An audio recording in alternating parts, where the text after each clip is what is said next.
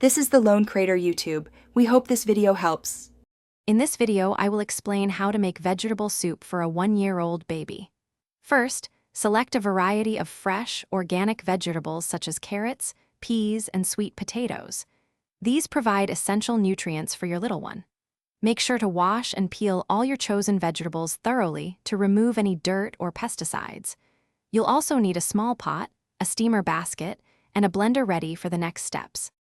Now, let's prepare our vegetables. Dice them into small, uniform pieces, ideally about 1/2 inch in size, to ensure even cooking.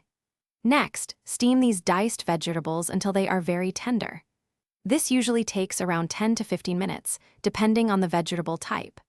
Remember, for a 1-year-old, it's crucial to avoid adding any salt, sugar, or strong spices to the soup.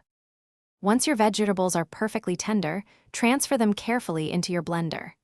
Add a small amount of filtered water, just enough to help with blending. Now, blend the mixture until it achieves a completely smooth, lump-free consistency, perfect for your baby.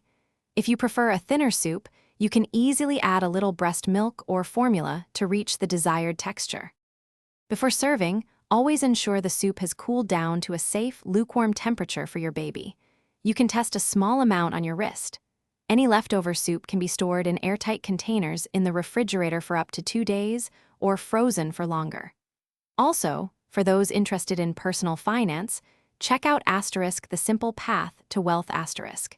You can find a link to this book and other great deals in the description below. Thanks for watching. Consider subscribing if we helped you.